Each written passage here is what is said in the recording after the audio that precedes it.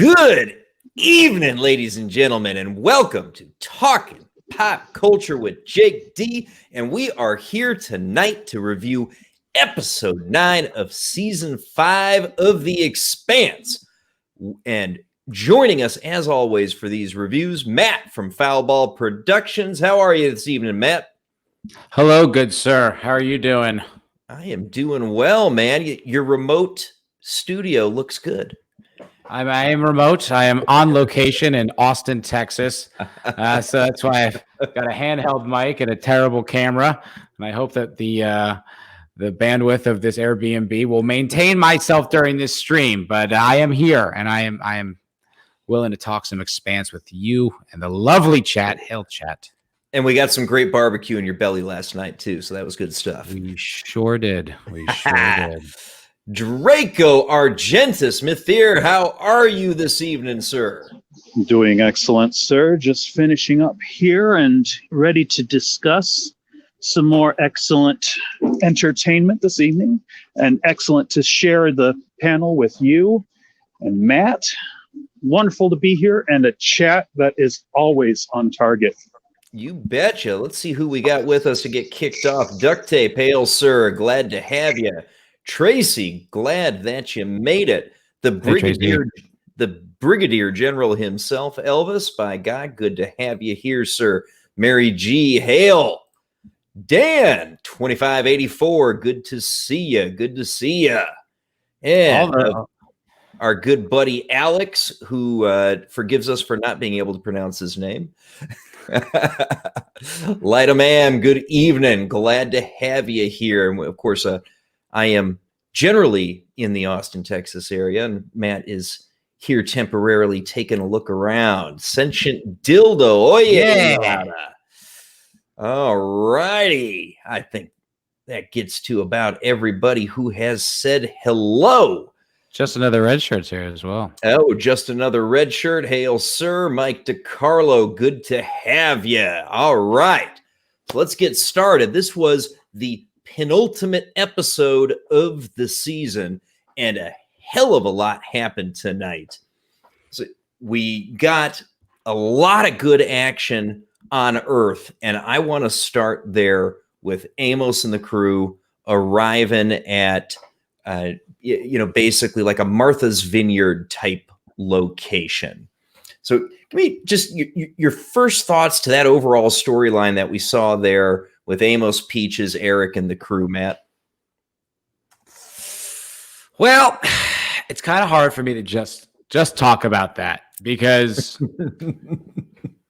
unfortunately, I think we got a heavy dose of intersectional feminism in this episode. And I thought a big part of it was Peaches' character as well. Her being the compassionate voice of reason to Amos's, we don't have. It's hard for me to just talk about that. You know what I mean? Like the whole episode, I have like so many thoughts about, and it's just like, okay, I'll focus just on that. I thought like they gave Peaches like the moral high ground for some reason. They gave her like that moment to be like all like, I'll be the good person. Then she goes all moral, right? One more time with that brigade of whatever they call it, those security guards. Yeah. And that ends up killing like 10 people. So I don't know if they were trying to go for her like that endless compassion is not the way to go, or that's just how it goes. A lot of that action kind of felt like it was unnecessary. It was just there to kind of keep the excitement up. But I don't know. A lot of this episode really didn't ring true to me. A lot of this, I have actually a fair amount of issues with what we watched tonight. So I won't get into too much of it, but I'll stay there for now. All right, Draco, your initial reactions to that part of the story from tonight? Well, I was interested in it. I was invested, and I cared about what was going on. I think one of the things that you mentioned it yourself, Matt, her point of view is not necessarily justified by the events that outcome. When that one person says to her, that's not, when Eric says to her something about this is how bad an idea it is to be compassionate, they lose a lot of people. Just like you said, before getting off the ground. So she isn't necessarily right, but she is willing to put herself in the middle of it. Whereas the other two guys, I mean, this is what is set up. This has been set up for some time. These other two guys, they're fully in the idea of the churn. Whoever we lose along the way, they fall. Yeah, no, we do lose a lot of people along the way. That is for sure. So, my take on that, Matt, I'm gonna counterpoint your perception of that part of the storyline, because I'm more in agreement with the chat on this for what we were seeing. So you get I think you've got Peaches is looking for redemption, and one of the reasons why I'm convinced that that's why she was behaving the way that she was is because Eric asks her, where Timmy picked her up, right? And her response is, serving a life sentence for multiple homicides. So, this is on her mind.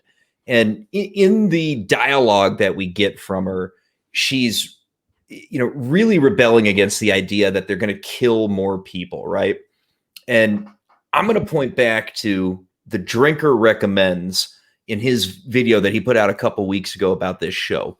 One of the things that he highlighted that I think is dead on point for what we saw tonight in this piece of the storyline is he talked about how a lot of the choices that are laid out for us for the adult audience are morally gray and not all of them can be seen as right or wrong necessarily. So Peaches goes on her little moral trip based on her guilt from what she's done, right? Amos, I think Elvis hit it right on. We see time after time, Amos is looking for somebody else to be his moral compass rather than making the decisions himself. And every one of us watching it says this is a bad idea, because just like they told us those fuckers are going to come back, and they end up killing everybody they brought with them from Baltimore, with the exception of Eric, right? Which is just so, I mean, that's so sloppy. Like, okay, I accept that as the way the story was written, but like if Eric doesn't try to kill Peaches when they get to the Luna, I'm going to be really upset, because I can't understand like that decision making. And it was so obvious it was the wrong thing to do. And then like it almost couldn't have gone worse. I mean, it was like, had they taken the ship is the only way that could have gone worse. I mean, it was like so many people died that were needlessly died. They had all those cops outgunned. They basically, those cops said that it was a shakedown. Essentially, they basically admitted what they were there for, which was to, we're the only. So what was the point? Why wouldn't you at least detain them? You just let him go because she doesn't enough killing. Is like, what are you talking about? We're all surviving. And like, why did Amos and Eric let her do that? I thought that was so stupid. I was like, no, don't shoot them. Fucking shoot them right now. That you care about saving these people. This is the only way you can save them, is to take care of the only threat right now. I don't know. It didn't ring true to me. And the thing that Riot really stuck out to me was because it was on the back of what had just happened on Luna with Avasarala. And like her, like the new government wanting to up the war and attack. And then the only people that walked out of that room, it was 3 women and 1 man. And I was like, you're doing it. The Expanse is doing it. They're getting intersectional on us. And then the next scene is Peaches being like, hey, have compassion for these people. And Amos being like, yeah, okay, I guess you're right. I was just like, no, not my show. Not the Expanse. No. I definitely get where you're coming from. I do. I get where you're coming from. I think that you may be overreacting because we are, as a group, sometimes jumping at ghosts. I mean, for real, I do. I know. Oh, I think you're right about that. I don't know that that's applicable here, but also like you wouldn't know it. You can't always see where you're biased. So yeah, no, you don't know until after the whole thing's played out. You are basically all of us are like whipped dogs on this particular issue. The intersectionality is everywhere. The identity politics are everywhere. But the thing is that, is it acceptable? Well, in that scene where they walk out, yes, 3 women and 1 man walk out. I don't know if that's necessarily atypical. I do think, though, that Amos has always been the whipping boy for the women in his life that tell him this. I mean, this is solid intersectionalism, and it's been there since the beginning. But this is also part of Amos' nature. He understands that he's in this for the survival of it. And I also, Matt, I want to say I am on your side, at least as far as what happened when those cops came up and did the shakedown on the guys. There should have been some control rather than just to let them walk off. That doesn't make logical story-wise sense. It doesn't make, why would you allow that to happen? Why would you allow these uncontrolled numbers? Because what they did, they had them outnumbered at the beginning, and then those people went out and brought back help and wiped out everybody who was on the fringes of their defense. That is a logical fall right there. But they wrote it that way. I'm not entirely certain that I want to hit them too hard for it. But you're all right. Yeah. Well, here's what I'm going to propose to you guys. And we need to take this in context with the other piece that you just brought up, Matt. And I think that you need to look at them together, because what we saw and what we experienced between Amos's group on Earth versus the UN and the government on Luna, they took 2 different approaches to, in some ways, a similar problem. Okay. And we saw those 2 responses play out differently with different consequences for the people who made the decisions. So Amos and Peaches, they make the decision to let these guys go because they had neutralized the immediate threat, right? So these guys are not going to try to gun them down outside the house. The immediate threat had been neutralized. They let them go. What was the result of that? Well, shit hit the fan and almost everybody fucking died before they got off Earth, right? Now, the flip side of that, and I think it was a very intentional juxtaposition of the story, what we've got going on with the UN is they went ahead and they did strike.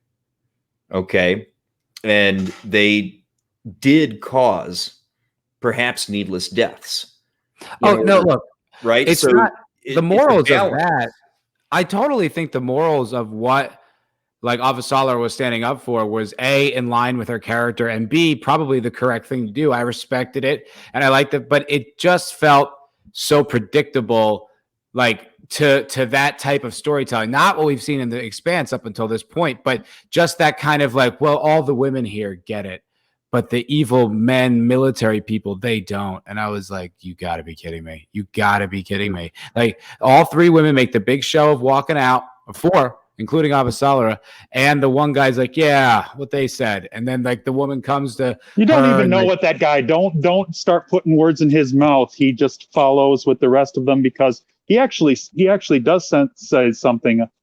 No, I'm not going to put words in his mouth either, because I'm not entirely certain who says that. Something He about said, we're better than this. yeah, we're better than this. Was that a guy? Because Yes. if that is, then he actually says something. He says something out loud, and he's challenging their authority. Not no, to he mention, said it to them. He said it to the new prime minister, not to the women. yes, exactly. He said it to the new prime minister. He actually speaks out, and he tells them why we're leaving. We're better than this. He's the last one to say it, though. It really didn't look good to me at all, man. Like, you know, we could pick it apart. I know we all want to believe He says it out loud. He actually says the I know thing. he says it. I know. No, I understand. But to me, that's almost tokenism. It's like, well, we can't be all women, so let's throw a guy in there so that it doesn't look that bad. I'm telling you, this is what I saw, and I was just like, oh, you got to be kidding me, because it was back-to-back scenes, you know, and it's like the way this show has been going, just the past few episodes, where it's focusing so heavily on some of the female characters. I mean, Holden isn't even in this show this season. Almost the past like 4 episodes, he's basically a non-factor. You know, I mean, he had like one line tonight. You know what I mean? And like, I don't know. Have one line? one or two, maybe when he's there with both. He had some lines, but the thing is that he's been pushed out of this completely. Matter of fact, Monica has more to say on the Rocinante. Monica and Bull. Hell, Bull outranks him.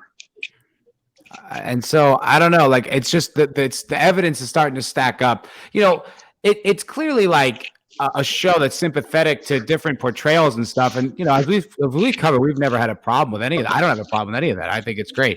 But now this kind of feels like in line with the other stuff that we see out of Hollywood a lot. And I don't know, I can't shake it. Like it rang very, very falsely to me as I watched it.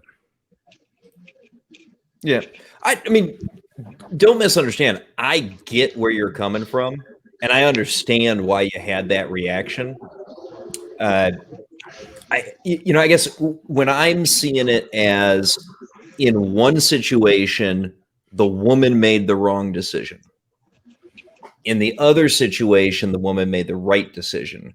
So when you've got those two situations juxtaposed, I don't think that's woke messaging. I don't know. It rang like that way to me. You know, I mean, maybe, and that like brings up something too. We each have 3 different opinions about this. We each see it differently. That's good. That's a good thing. Mike saying that. Yeah, I didn't. I thought that was cool. It's like they're focusing on the women almost exclusively. You know, it's like, I guess we got Amos's story, and Amos has always kind of needed like a leader. So him like taking Peach's lead is not really that big of a deal. I just didn't like it on the heel. It was just kind of was giving women like in this show, like so much of like the reins of the storytelling. And I was like, I mean, the women in this show have always been powerful and interesting, but it almost feels like they're running it now, which is kind of like intersectionalism. And it's just like, okay, I mean, it's great that they're here. They're some of my favorite characters, Avasarala and Drummer and all that, but like, where's Holden in all this? You know, like what, like, I don't know. I'm just starting to feel like we're getting like, it just feels like it's kind of the same old story, you know, that we see in almost all entertainment now. Yep. I get where you're coming from. And if everything keeps tracking that way and, our Holdens and our Bulls and our one more episode of Alex don't have more of a prominent role as we end this and go into season 6, I'll definitely get on board with where you're coming from. Yeah, I'm not saying it's doomed. I'm just saying, like, you know, with what my criticisms of like a few episodes ago, where it was like, you know, Naomi's like, that all the feelings in spaceships where it didn't go anywhere, you know what I mean? And now it's like, and then like last episode was all about Naomi, which is great. I mean, it was, but now it's like, it's almost like it's okay. Like almost the face of the show is changing over the past 3 episodes. I'm like, where is this going? What's going on here? I like Tracy's comment about this. I'm curious about this. The changes that bother her, the bigger changes, like the UN storyline being altered dramatically, Fred being dead, and there not being a Martian leader involved. I don't want to talk over anyone. I just want to say this quick. I might get, I'm on. Oh.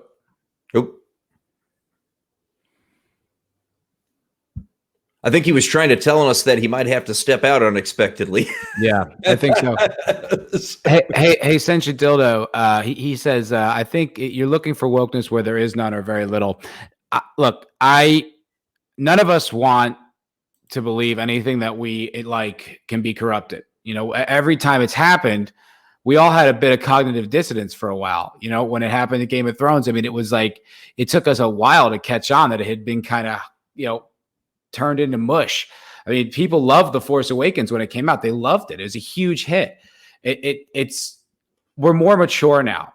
And I just think when you see it, you have to just be honest, and you gotta feel what you feel and express it as it comes. Now, I'm not saying that this means anything. I'm just saying this is the first time I really felt like I was getting an intersectional feminist lecture from this show since it started.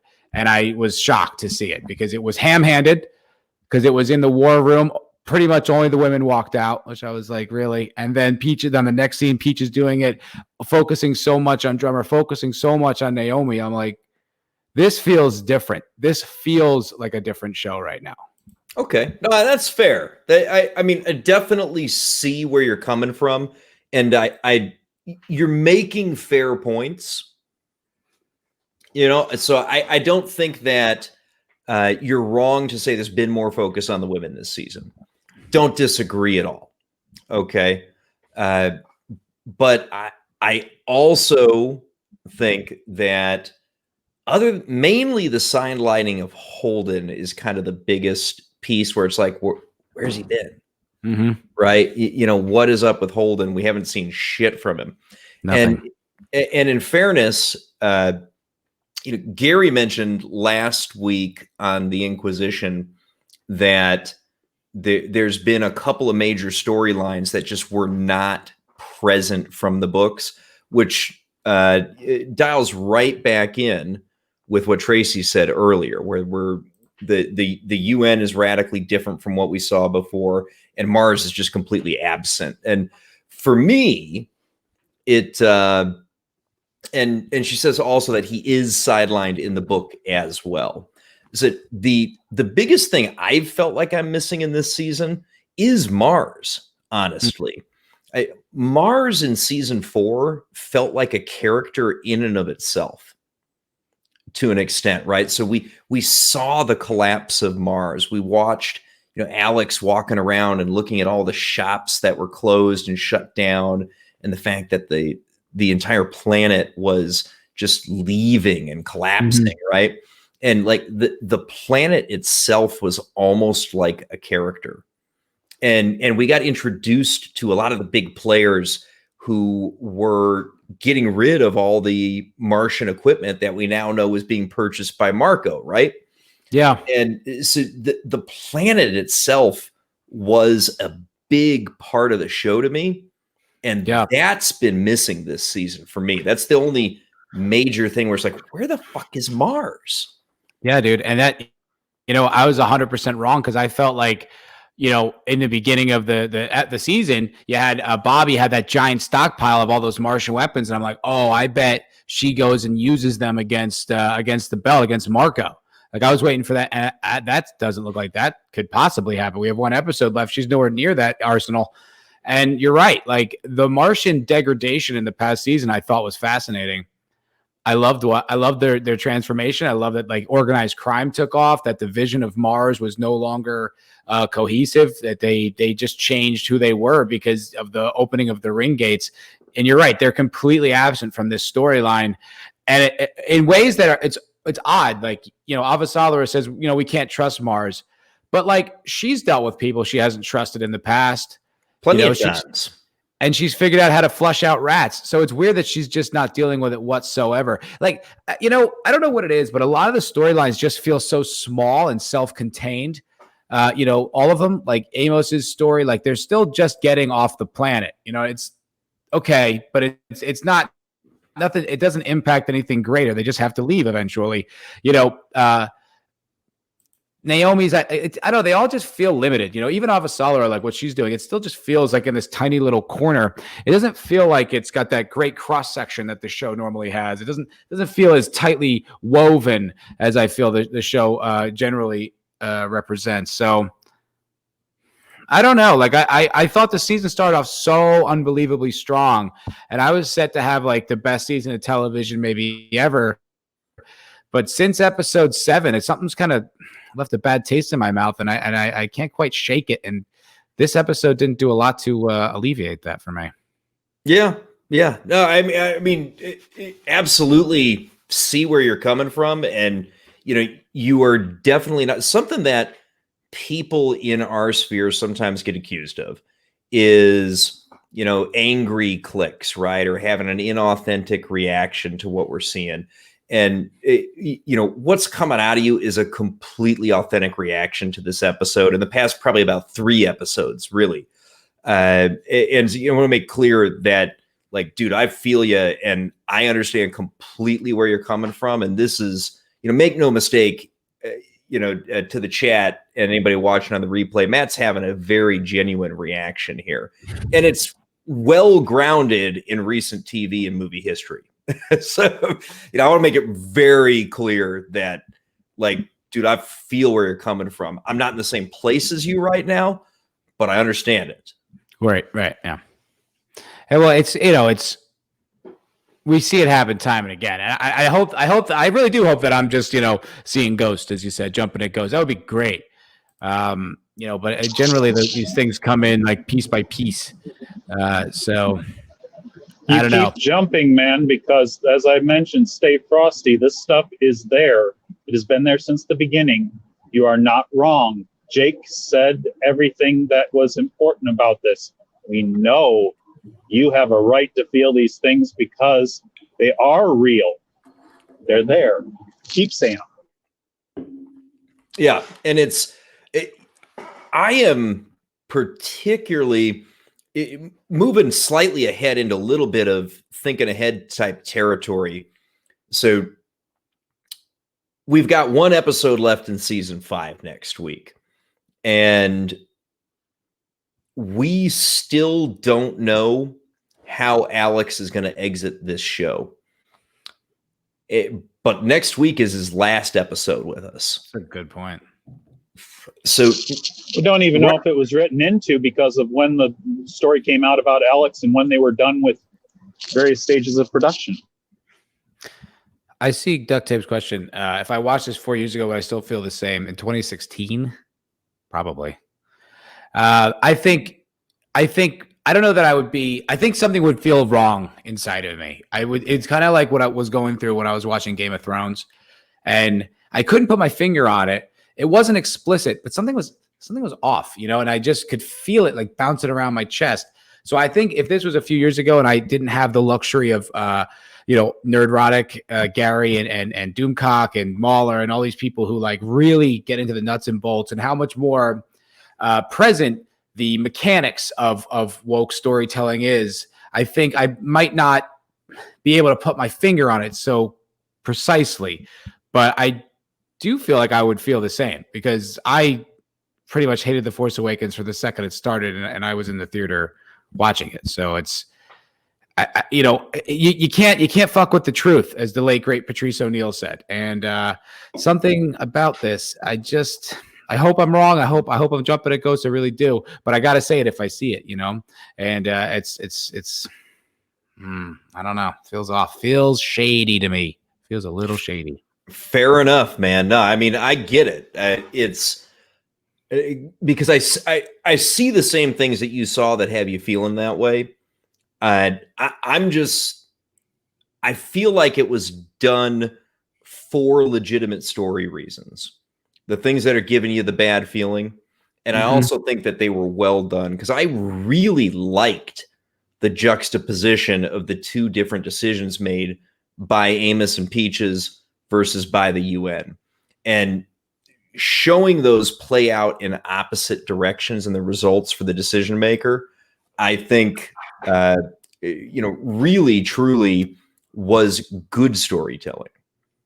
I think it will be if the writers acknowledge how poor Peach's decision was in the next episode. Do you know what I mean? Like if they just kind of well, those are the consequences, but none of the characters in that world acknowledge it, then I don't think it will. It's going to take them to be that was what were you do you see why we should have taken them out, or Eric wants to kill Peaches for how much all his friends died, something like that. I think then we'll be okay, we're in good hands. But if they don't acknowledge it and they're just they just play it like it was a sequence that had to happen, then I think that's more evidence that this is going in a weird direction, because it's that doesn't work if they don't do that, I mean, if nobody rips into her about getting everybody killed, that's going to be a bad thing. And I will absolutely agree. That has got to be addressed somehow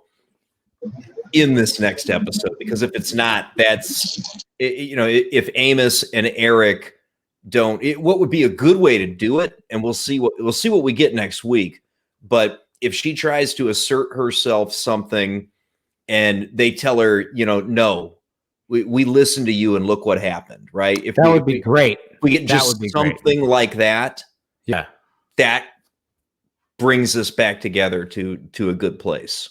Totally. That would be terrific. Like, I feel like it, you see it in lesser, I can't think of any examples, but you see it in like lesser film and television where like the character will do something that just kind of puts so many people in jeopardy or is a terrible decision. And then the show or the thing never acknowledges that happened. They just move on. And, it's just an earmark of shitty writing. So I don't know. We'll see. These guys have given me so much good television. I admire what they do so completely. So I'm not gonna like be like fuck the Expanse, but I mean, I'm gonna say what I feel.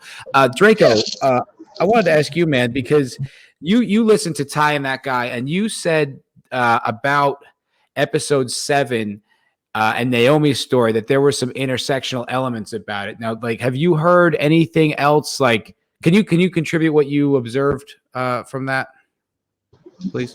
More of that had to do with how they wanted to, at least as far as that episode, they wanted to tell more of her story. And I think that's evidenced exactly by what they were doing. But when they were discussing this with Naomi, they were talking about her portraying these feelings, portraying her broken relationship with her son and attempting to get back to it, portraying her busted relationship with her former, with Marco, with her former relationship. And it was really about talking about the art of her craft, talking about her interest in what she was portraying and what she felt while she was doing it and why she was doing it. So it was supporting the idea of why they wanted to go for the feelings on spaceships thing. They wanted to get, in that episode, they wanted to get deep into Naomi's final failing to touch base with her son and what made her jump ship. Interesting. I want to say a question. Oh, please.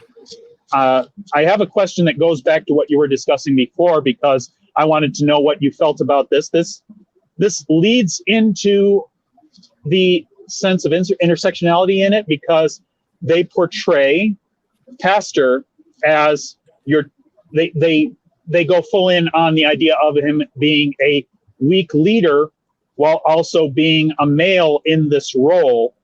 While he says the right things, he says the things that support, I understand where you're coming from, Avasarala, but then he immediately listens to his dog. He listens to, I don't want to say that. I don't want to say that mean in a mean term, but Delgado is behaving like the attack dog, if you get my drift. Yeah. So he immediately says those things. He says the right things, but then Delgado speaks up, and then he listens to them and starts spouting how we must be strong. We must do these things. We must fight back.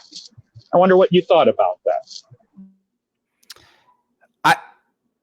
I really like the idea that he came in like this kind of kind hand, and he was going to be like this kind of even-keeled leader. I don't know where this like warmonger side of him is coming from. I don't know where it's coming from, but like, it's interesting. I think like the first president or the first whatever that guy, secretary, like he was great because he did what he was like a buffoon who just kind of did like what the people like kind of want. He was all about his image, so he'd make those kind of vain decisions. And the dude kind of like was like running him, And this guy, I think it's like, while it's similar, it doesn't feel as well fleshed out to me. But it doesn't mean it's bad. It just doesn't seem as vivid.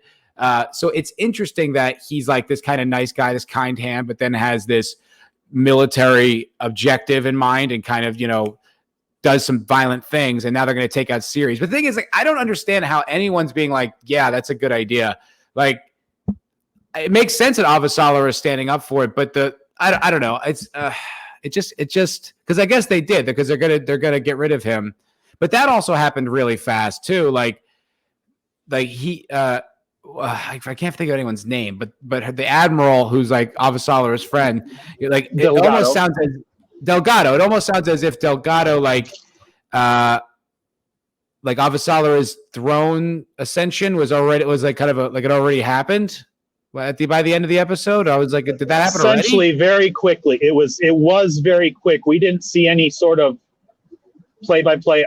someone in the chat might be able to speak this in the book, but essentially she leaves, takes 3 individuals with her, and then in her next scene, she finds out that several more people left, and they want a change of leadership without making it out to be treason, which she is warning them of it being possible of being. And then the next thing is that she's talking to Delgado. It's already happened. Functionally, she is now in charge, and she wants Delgado on her cabinet, but he wants to take out Marco. Very quick. Yeah. It all just seemed a little quick. Yeah, it's there was Unbeheld has an interesting comment here in the chat, and I think that he's on point, honestly. And he's saying that Pastor is an allegory to 9/11 Bush. It's not that he's a warmonger, but he's feeling that he's being really pressured to do something, bomb something, show they're not weak by catering to the warmonger. And I think, again, because the chat is so amazing. That's just the best part about doing these streams, man. He is a functional weak leader going where his advisors lead him. Yeah, but Ascension Dildo called out that the people of Earth want blood, and that in a lot of ways is what's driving Delgado and Pastor in taking his advice directly, right? So I would say the one thing that's off to me about the UN decision making is Delgado going so bloodthirsty. That to me was the only major thing that felt out of character from what I was watching, right? Because we've seen Delgado for a while. It's not like he's brand new. And he didn't have this streak of just nasty vengeance, really, right? That we experienced, particularly in this episode. Yeah, he that's doesn't kind of why have a reason that's explicit. But that's kind of why I don't like this, because it almost feels like straw manning. It's like, oh, so you want to kill all the Belters? Well, that's bad, and we're going to stand up to that. It's like, well, of course, what? What are these the only options? We can't put together strike teams. We can't put together any kind of there's no other thing, occupying series instead of destroying it. Like, it just feels weird. It just feels like yeah, obviously Avasarala needs to stand up to that, but I feel like the intrigue is thin. Usually I feel like it's like, oh, that is a tough spot. What do you do there? Where now it's just kind of like, all right, well, we're going to be mass murderers or not. God, this comment from Tracy just pisses me off. Not because I'm mad at Tracy, but because of what she's told us. So, all right. She said he's totally unprepared for leadership. There's none of this bullshit in the books. It's unnecessary and stupid, and it's taken the place of the leaders of Mars, Earth, and the Belt trying to meet. Oh, man. That would have been so much fucking better. Oh, God, that pisses me off that they didn't do that. Yeah, when you talk about Gary bringing up the other 2 storylines, Mars is missing. There are Mars plots that are completely gone, and everybody should be handling this, including the main leadership of the OPA on series with Dawes. Tracy is screaming at me. There it is, Dawes. With Dawes, where is Dawes' point of view? Where is Dawes' stance in this? We've got one vocal side, and the other 2 corners of the triangle are missing. Yeah, and it feels small. I felt like even amongst the factions in prior years, there were members of the Belt that were maybe on the gray area. There's always kind of the Fred Johnson, then there was the Dawes, and there was the Millers. There was these kind of variants. It was gray. Now it just feels like there's only one person talking about each particular point of view, and I'm like, I don't know where the complexity of my show went, but it just doesn't feel like it was there. Like I liked it in the beginning of the season. It felt like all these pieces were moving and it was going to congeal, but now it just feels like they're getting closer, but the pieces are just getting smaller and they're not getting any closer to some sort of congruence. I'm like, I don't know. It feels off to me. I don't want to be hyperbolic or anything like that, but I'm like, I don't know. The off feeling for you, and since you brought it up earlier, I do have a reservation. This is my own frostiness asserting itself.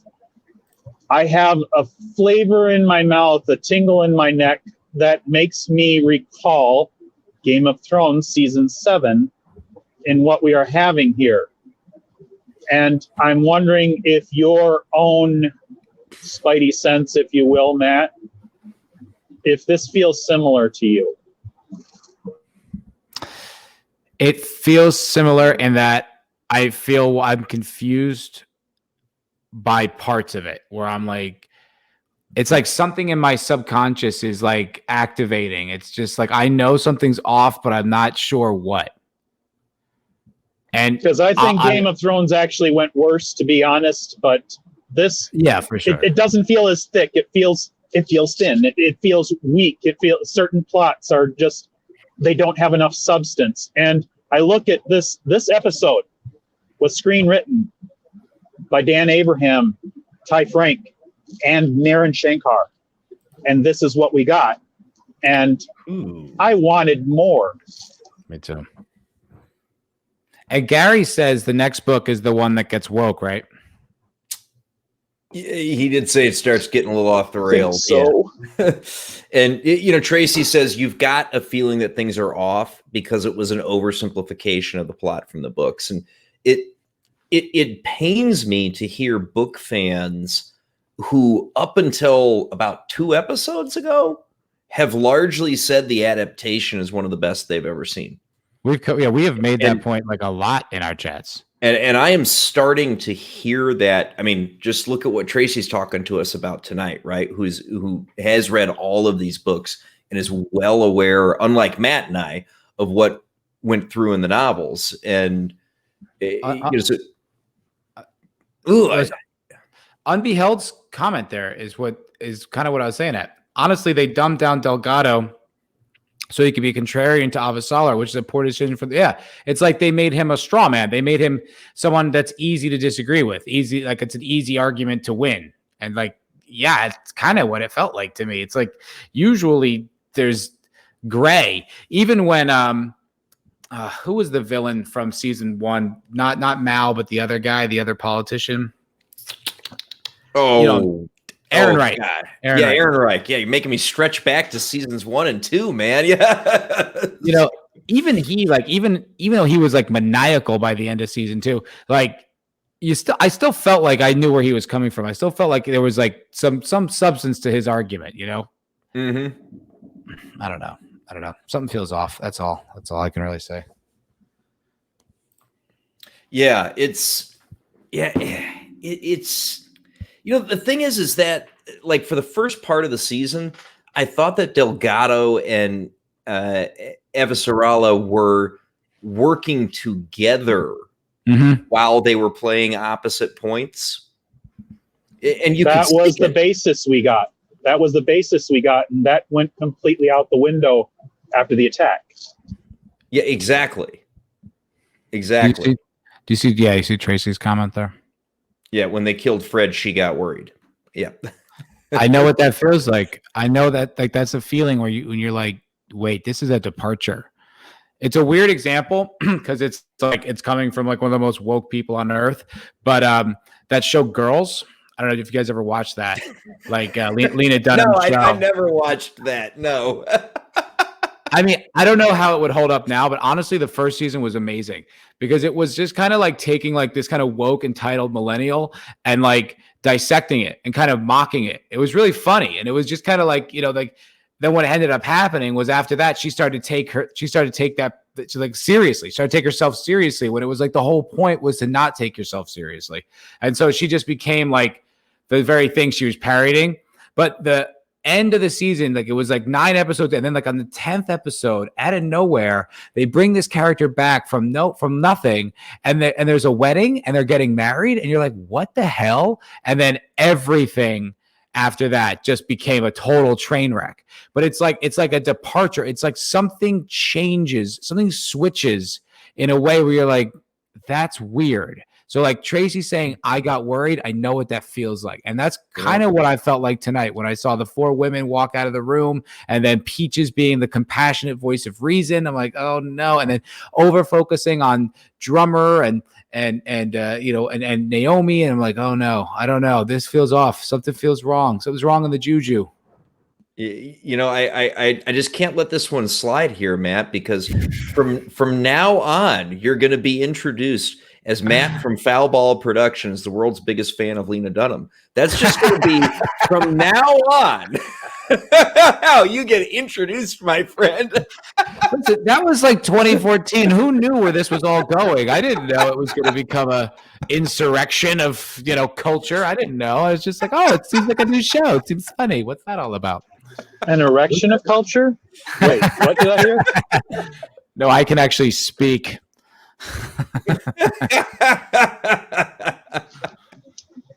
Lena no Freudianisms from you. Lena Fan Productions. Oh no. Oh, we're not letting you live this one down, my brother. I don't like her. I'm not a fan. She's a horrible person. Did you really just compare the Expanse to Lena Dunham's Girls? No, I was saying what Tracy was trying to say that when I got worried. It's like when you're in with something and then it switches. It's like, I know what that feels like. It was like it happened in Game of Thrones to me at the Battle of the Bastards. Like when what's his name? Jon Snow needed to be rescued by Sansa. I was like, what? What happened? What's going on here? It was like it switched. Something, the air changed, and you couldn't. It was wrong. You didn't know why. You weren't entirely sure. It's like something was off.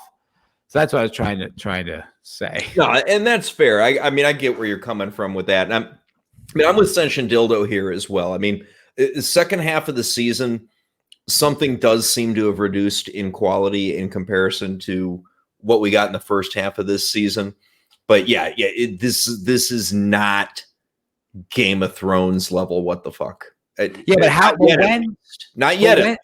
I was saying, yeah, like the avalanche starts with a pebble. You know what I mean? Like it doesn't look like it until it becomes it. But it's like if you go back and trace back in Game of Thrones, there was signs. We just didn't see them. So do you want to read your Lena Dunham ship name, or should I do that for you? The ship Mateen.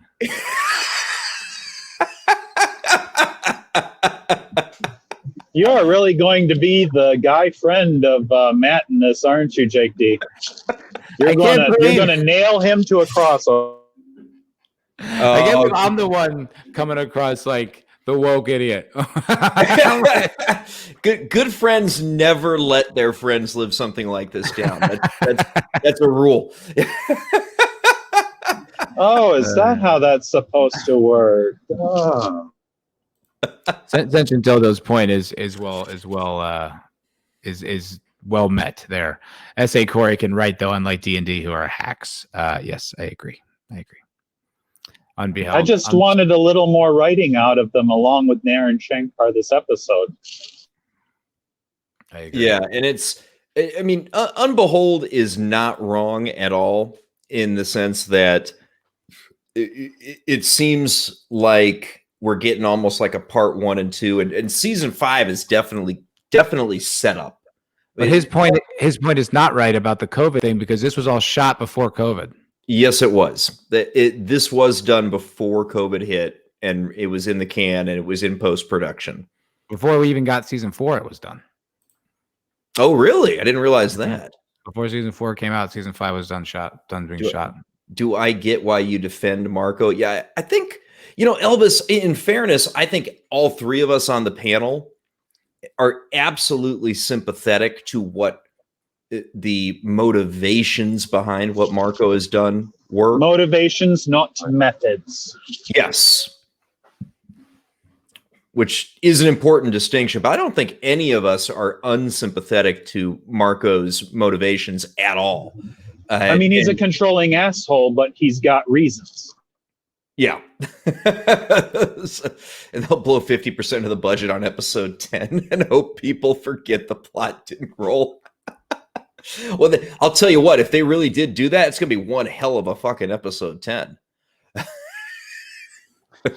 I don't know. Most of the interesting stuff seems to be going on off the screen. Like, we've dropped these two other storylines, but there has been a thread going on that is only mentioned at the beginning of the episode.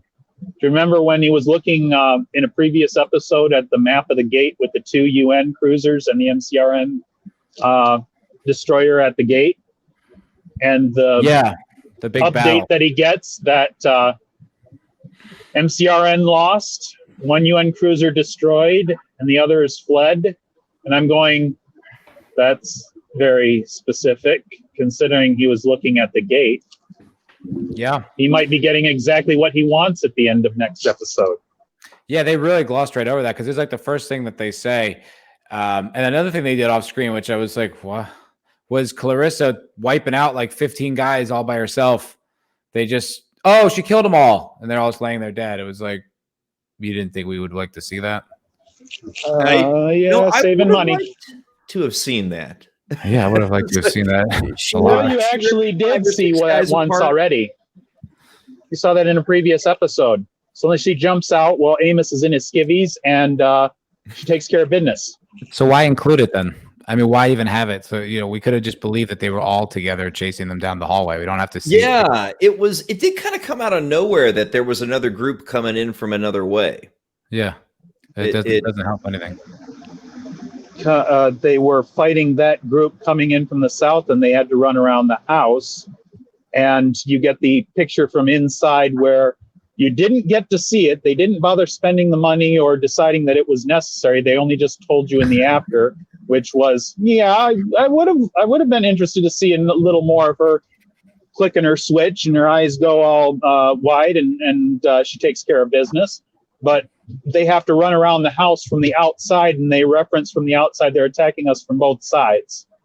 I mean, I'm good either way. Like, I didn't have to see it. Like you said, we already saw it. But then why even show that it happened in the episode at all then? Like, it just seems so weird. Let you know that they weren't overrun from the south side. Clarissa took care of it. I think strategically, she took care of their breach on the south, or I'm choosing south and north, but she took care of their breach on the other side. I understand that, but the show showed us like 4 people like that were a threat. There was like 4 security guards come and try to shake them down or whatever. Then all of a sudden they have 20, which is fine. Yeah.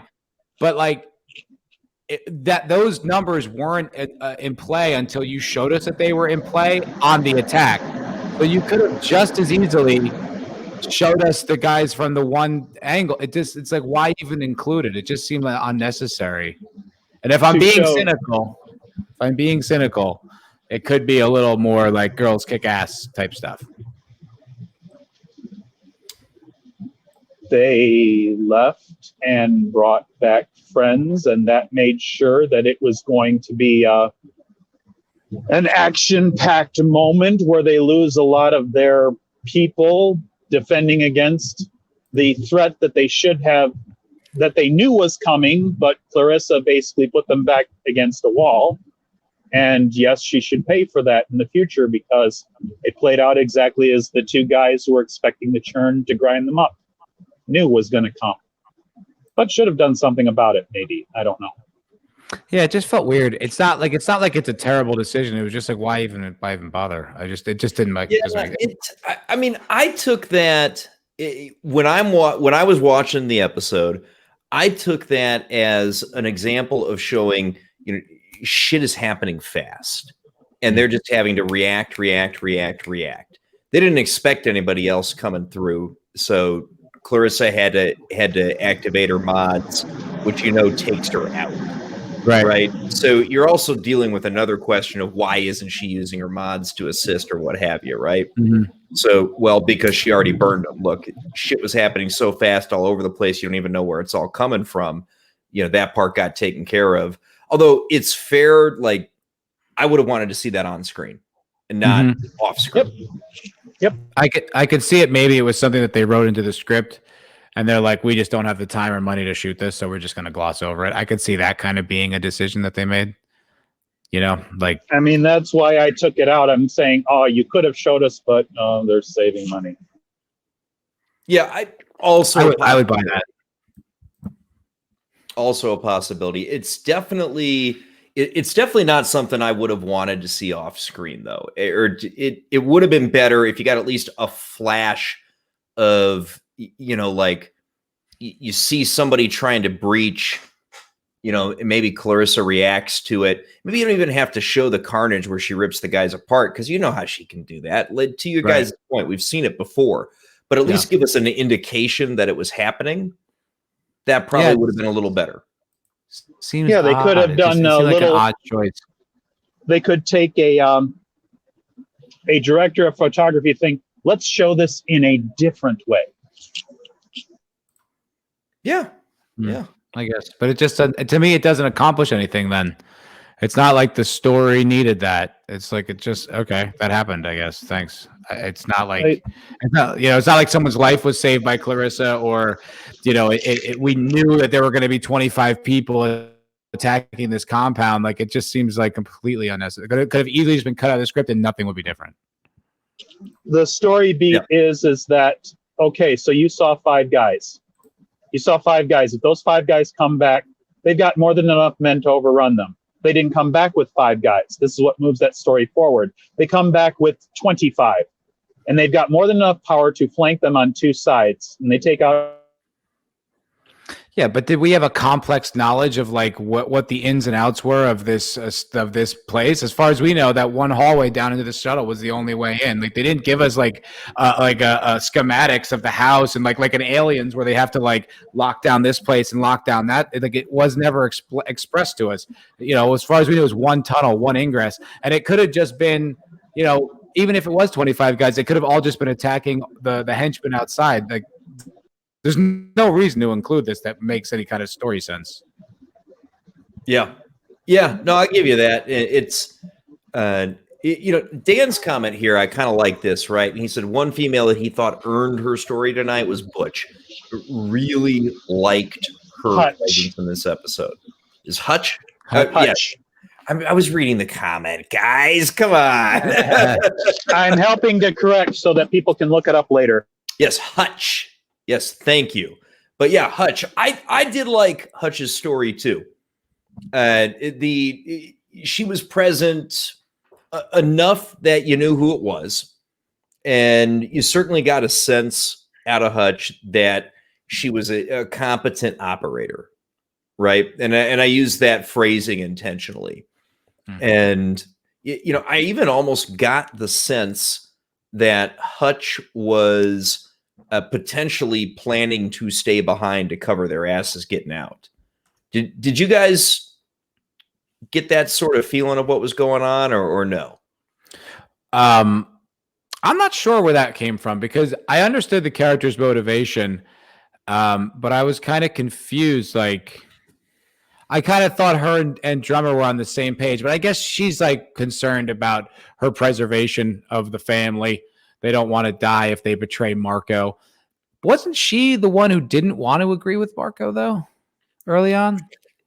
So, like, now they kind of have an opportunity to, like, rescue. You're talking about Oksana? Is that her name? Am I thinking of someone different?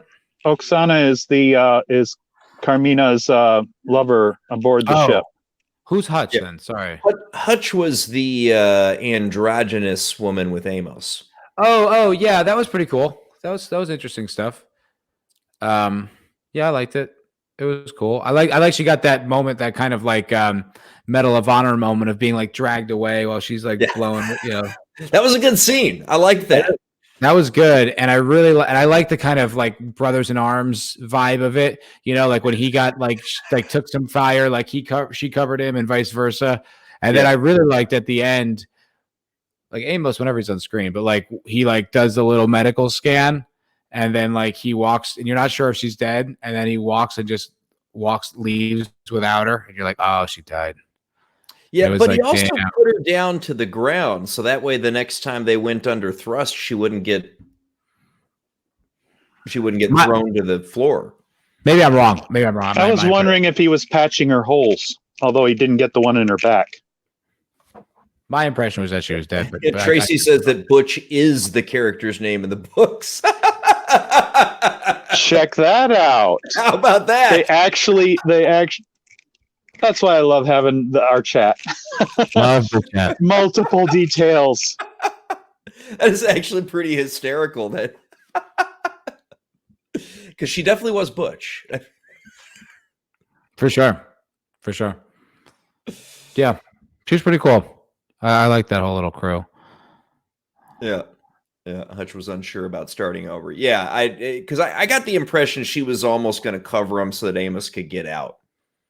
But that was a great line. Oh, sorry. When they're talking about starting over, like that was a great line from Amos about saying like no one really starts over because you always bring your stuff with you or whatever the line was. It's like, ooh, that was insightful. I liked that. That's like that old quote of like, no matter where you go, there you are. Say Yogi Berra. That's Yogi Berra, isn't it? Yeah. It's probably, I don't know. Sounds like something you would say. That's across the eighth dimension. Correct. Buckaroo Banzai. Is it? Remember, wherever there you go, there you are. It's insightful though. It's a good thing to like remember that, you know, if you just like pack up Shoot, and go to Doomcock just brought that up in a video too. About what? The line from Buckaroo Banzai. He was using it in terms of its actual philosophical content. Yeah. He was. I think that was with Cameron Pasha. Oh, cool. He was on Doomcock's channel. I like Cameron a lot. Cameron's good. I like that guy too, man.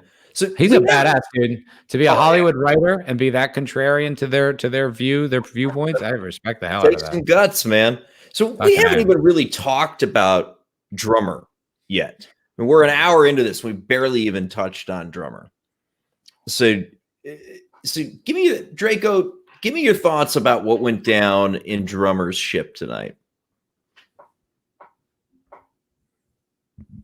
Oh, maybe he's switching over. All right. How about you? Sorry about that. You go, please. I caught him by surprise.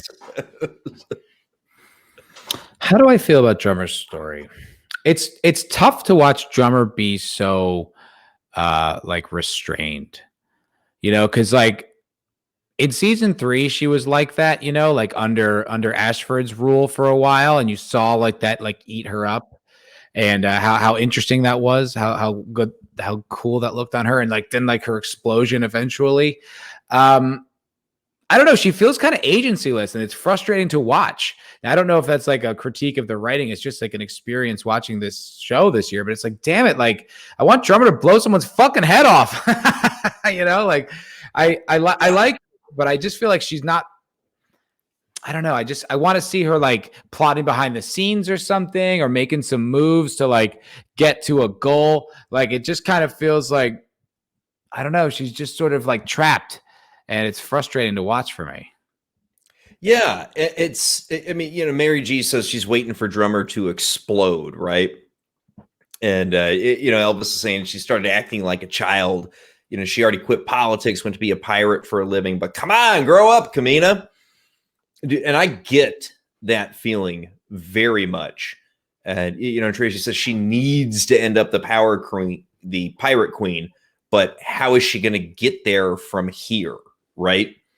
And it's, dude, what was up with Oksana making her give her gun?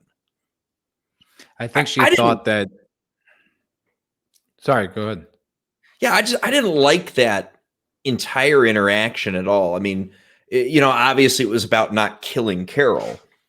Right. Clearly. Oksana I didn't showed like her that hand. either. Oksana kind of showed her hand when she was always standing off to the side, and you see in the opposite scenes where Oksana is supporting and helping Karal. She's always there, and they're comparing notes and things like that. When she does this, she is effectively showing kind of like she's throwing in with Karal. Yeah. And that's kind of sad, especially since that is Kamina's main touchstone with the crew. It's her first. I mean, she cares for the entire family that she's with, but yeah, I think Oksana is hers, kind of. Mm-hmm. That makes sense. I think Elvis's point there is really sums it up, though. Killing Karal was the easy part, but then what? And that does make sense, because that was my instinct too. Is just blow her fucking head off. But then I guess, you know, what then? Yeah, that does make sense. Well, what then, right? I mean, they're going to meet up with the Rossi, in the season finale. Right. So we know that that's coming. Yeah, well, they have to. Yeah, that's the Yeah, I mean, so we are going to get a good space battle to watch, hopefully, for this season, because we haven't had any of this. Better considering how long the Rossi's been fucking hunting bits and pieces. Mm-hmm. Sidelined, man, sidelined. Yeah, I mean, we did get the cool use of the PDCs to take out that massive amount of missiles that got sent at them. So I mean, we do need to close, because that was badass. It was badass, but it was so quick, and there was no stakes. Like I never felt like the Rossi was in any kind of danger. It just kind of felt like a here you go, like throwing us a bone. It was just like, all right, I don't know. Like I love the space. If you do not spend the effort to create a viable threat, then with the lack of a threat, the wondering, well, are they actually in danger, or no? They blew the missiles away, and then they blew through the tail cone of the ship. So yeah, yay, Rossi. It wasn't heavily staked. That like the fight with the corporate ship. Yeah, at all. It was just kind of like, oh well, I guess they handled that. All right. Another day at the office. Another day at the office. Yeah, just it's the Rossi. They're badasses. Come on. I like Tracy's comment here. Also, that BS about do you love us like you love Naomi, like a child. Tracy's going ham on this episode. I like it. Dude, she's not a fan. I can tell. I like her opinion. Tracy is telling us how she really feels, and that is a good thing, right? Because the more that we can get that out, I mean, the more fun it is to have the discussion. And quite frankly, the weaker, like cultural, indoctrination is, if we're really speaking what we think, then it keeps the thought processes alive, and people don't just, passively agree with what they're supposed to agree with. They're thinking for themselves. You might not always be on the money, but at least you're expressing what you believe. Yeah. And Elvis makes a really fair observation. You've got to have your next steps in line before you take out Carol. It's a good point. And so, hopefully that's what Oksana was doing, and she was thinking ahead. But you know what? Like, I think your point is well met, though, because look, man, it has really slowed down this whole season. Like, so much happened in the first half of the season. You had Marco wiping out millions on Earth, and then Holden and the proto molecule and Fred Johnson getting shot. And it was just like, holy shit, like we're off and running. And it has really slowed down. It's just been, Naomi and her Morse code, dude, that was interesting for an episode, but we're still doing this. It's like, hey, all right, I guess, it's like, and the whole cycle of Naomi's character where she has these emotional breakdowns and then these epiphanies. It's like, that's really getting tired. That's getting really tired, like that kind of mechanic. Like, it worked in one episode, but it happened twice already. She's like, and she sees the wire. Oh, it's like, all right. Yeah, I really liked Naomi's performance in the last episode, but I get that, we've sort of really drug this situation out now. I agree. And considering how high paced everything was before, it's just kind of like, oh, we're, I wish we'd get moving. I wish we would just, I don't know. It feels bloated. Does that ring? Does that feel like, does that ring true with anyone else? Yeah. No, I see what you're going there, and it's,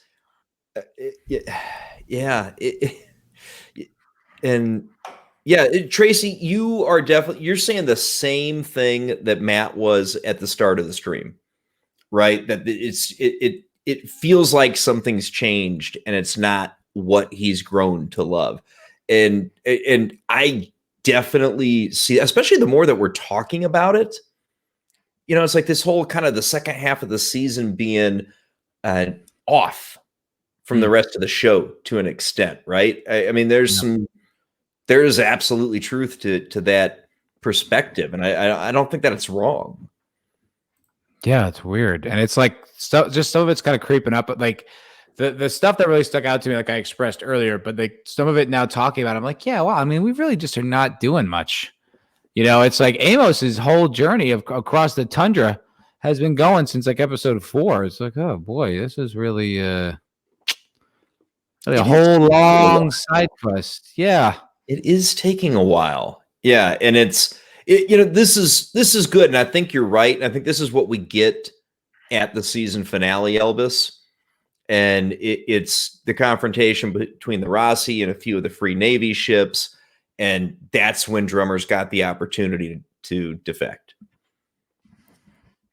Yeah, I don't know. But you got to kill Carol. So. Yeah, I hope so. Hopefully brutally. Yeah, and Dan, since season 6 is going to be the end of this thing, dude, I'm with you 100% on this, brother. If we don't find out what's up with killing the builders, and we don't have the entire crew together on the Rossi, I mean, those two things, if you don't do definitely the second, and I sure as hell hope the first, that is going to be a huge disappointment for this season. It just occurred to me we may never have the crew of the Rossi together ever again, because Alex and Bobby are on the Razorback or the Screaming Firehawk, and James is on the Rossi. Why would they switch ships in the next episode? And then Alex is out in season 6, so that may never happen again. Yeah. So, since we are going to get Alex's last episode next week, is it thoughts and speculation on how he leaves the show, or do they somehow do it off camera between seasons? I mean, what are you thinking, Draco? Not enough time to do anything at the end of an episode that was already in the can. It's going to be next season. So you're thinking it's going to happen between seasons then, or they're going to somehow do something at the first episode?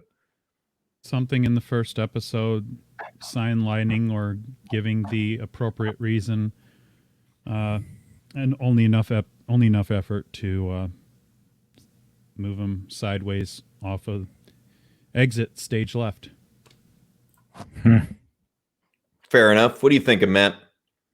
Yeah, I mean, Draco's 100% right that this was all shot before any of that came out, so it can't happen now. And if they said that they didn't bring him back for season 6, I don't think that means they brought him back for one final episode. So they might recast him. They might just flat out recast him, which they did with Arjun between season 3 and 4. Avasarala's husband. They did that.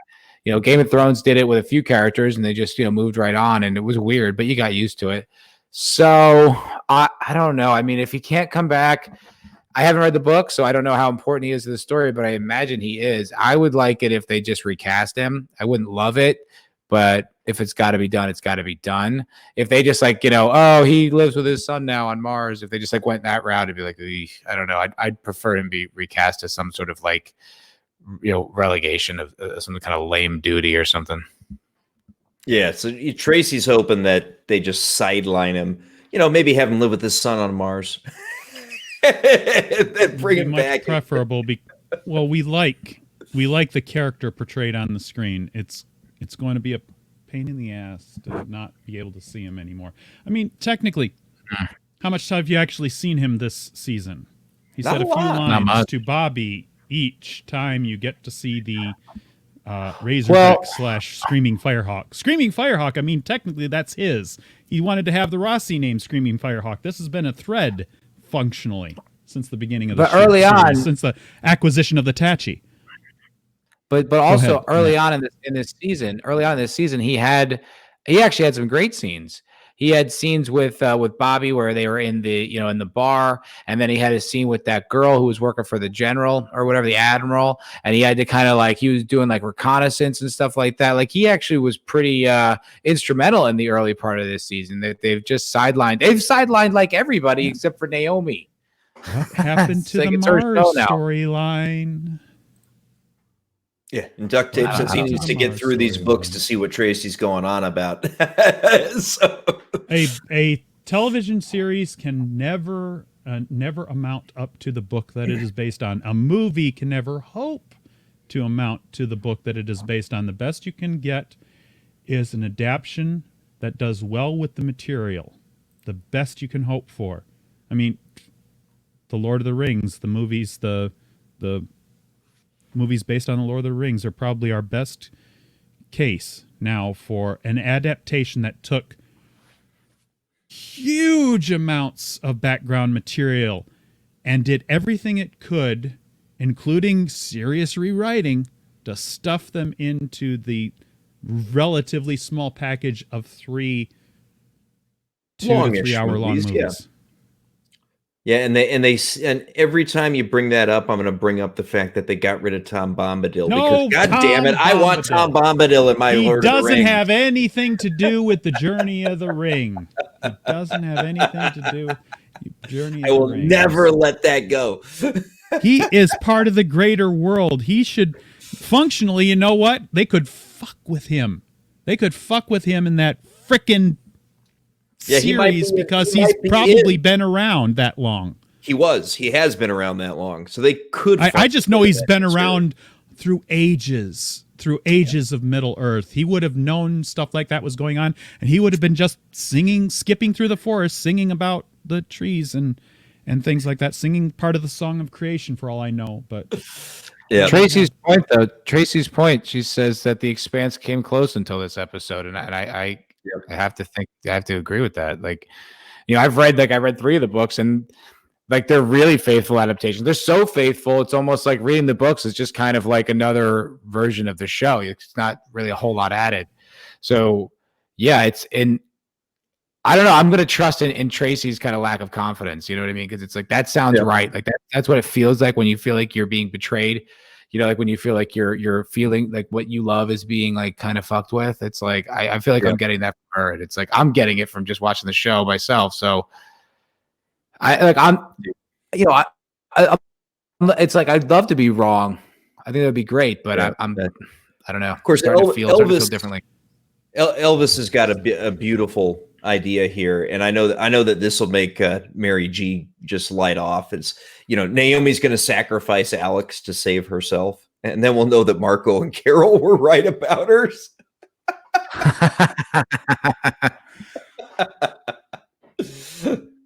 Yeah. See, because I know Mary does. She's not a fan of Naomi. Naomi has been shit in many cases for a long time. Yeah, she's. The performance that we got, I really, really liked the performance, because you could just feel the pain that she was in. But to Matt's greater point, kind of the past 3 episodes of her arc have just been drug on. I mean, really stretched out, and she is in Black Pill City. Yeah, hearing from Tracy that was done at the expense of some very significant greater story arcs, including dealing with Mars, guys like Dawes and the Belt. I mean, that really pisses me off, because it's like, we got that drug out, way longer than it needed to be points. Yeah.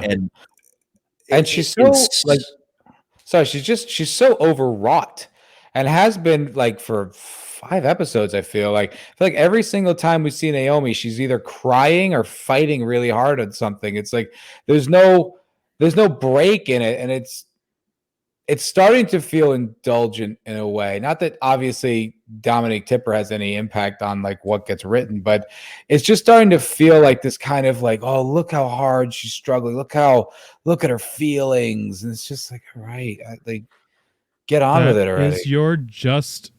This, if anything, points right at your feelings that we were discussing in the beginning of this. This is sacrificing. I mean, even if Holden is sidelined, even if we don't get to see Alex and Bobby like this, there's amongst those things are also everything else they could tell us about the greater world as going on, whether or not you're sacrificing that to push other story beats. But I mean, well, she wasn't heavily in this episode, but they went full on into showing as much as I appreciated seeing that sort of story, it's almost like that was the that was the episode where you get to see the one episode where Naomi uses her engineering expertise to survive and do what's necessary to do all that, but at the expense of the entourage, the whole other group of actors and their storylines. And the expense of the story moving forward. Like, we've had like 3 episodes where very little has changed, from the beginning of the episode to the end. It's, Amos's story is moving still, though it's insignificant. It's just the nuts and bolts of him getting off Earth, but that's not like no impact on the greater story. And, Naomi, like she had episode 7 where nothing got done. And then episode 8 where now it's like she's doing her Morse code thing, which I liked, it kind of felt like, are you guys, you know what the concept of a bottle episode is? Mm-hmm. Yes. Like, so it kind of felt like a bottle episode. What's that? Self-contained, right? Fully. Yeah, self-contained. Like, and it's almost like one set, one actor is the ultimate. Yeah, it's like a great example is the Fly episode on Breaking Bad. Even though it's a terrible episode, it like shows what, it's just like one little problem. And this was like a bottle episode inside of the Expanse, which is pretty bold. It's a pretty interesting depiction, but like, okay, you had the bottle episode. Let's get on with it now. And they're just not getting on with it. To me, it just feels like, oh, okay, we're really dragging this out now. Yeah. So, I mean, Peter Capaldi's Heaven Sent in Doctor Who, another great example of a bottle episode. Mm-hmm. Great fucking also performance. I mean, we had more going on, but I felt the time counter moving forward similarly short earlier in the season. Every episode is only so long. It's not ever very long, but the events at the beginning of the season at least did not make you think about it being so short. Mm-hmm. Now we have events in time that it feels like it's the same time, but your perception of the events, now it's like it isn't going very far. Mm-mm. But it has always not been going far. You just had more substance. I don't know. I just felt like a lot happened in the first few episodes, like just a lot, like, think about all the drama with like the shipping container and then them trying to figure out, and there was like, no, it's a trap, and they had a strike team, and then, like all the robot came in and stole the proto-molecule, and then, another asteroid hit Earth, and the president's dead. Like, just so much was going on, and it was so exciting, and now it just feels like literally nothing's happening. And we still have no clue what the hell happened to that proto-molecule sample. No, we don't. We don't. We don't know if they successfully got it away. No, we don't. I don't believe it was destroyed at all, but we sure as hell don't know where it is. All we did was we heard about it. They assumed that he had it because he said he did, and because it was still missing. The Holden's crew didn't complete their hunt. Yeah, and someone kept pointing out, a few people kept pointing out in the chat when we were talking about that like there was one rocket going in the other direction with like a blue plume. So maybe they got it off, which could be, I don't know, but like to not talk about it for 2 episodes is kind of weird. It is a little weird, isn't it? I mean, we got it brought up just briefly by Avasarala in this episode where she was talking about Marco. She says, he's got the ships, he's got people, he's got the proto molecule. Right? Or I got the wrong. I don't know. Somebody brought it up tonight. So I do think she brought it up when she was talking about what a threat he is and that we might lose. Yeah, she mentioned it. Yeah, I do think it's funny. We got 2 consecutive comments in the chat about the same thing that popped in like at the exact same time, and they're the complete opposite of each other. So Tracy, she was talking about how the performance for Naomi last week was really good, but she followed up by saying we didn't need to see her getting little bits of water this week. And Dan followed that up instantly with, he did love the scene of her using science to get water this week. And it's so something to point out there is that, of course, people are not all going to have the same reaction to the same type of pieces of the story. So is this dragging poor editing choices, or is it poor writing choices? I mean, what do you think, Draco? I'm not even certain, because I feel like there could be more. I feel like they could make more decisions, but I think they are deliberately making these certain decisions to. I mean, haven't they already done that? If they've written the book that sidelines Holden, they've already made that decision and they're following through on it. But we are making deliberate decisions to expand Naomi's point of view in each of the episodes. We are making. I mean, when Matt, when you were talking about it in the beginning about your feelings on this, I felt that it was putting so much of a spotlight on Naomi's character in each of the episodes that she was in, because this is what we're more concerned with. This is what is more important about. As far as I was concerned, this is sort of, without wanting to nail them for it, because they have done so much better, and they continue to tell at least a interesting story, they are still highlighting our Naomi character, a character who not everybody cares about. Who has fallen short of expectations, who is not supposed to be the one that we want you to be concerned about her. Doesn't this sound like something that Matt, Jake aren't? We want you to be concerned about this character, this strong female character. Why aren't you concerned about this strong female character that we have presented you for? And she does have some. I gotta second that a little bit, because it's like, from a storytelling point of view, what went on that ship could have been accomplished much more efficiently. The only thing dragging it out like that accomplishes is a greater empathy for the character's struggle, which I'm not saying doesn't work. I think last episode it did. I thought it was a tiny bit dragged out, but still I thought it worked overall.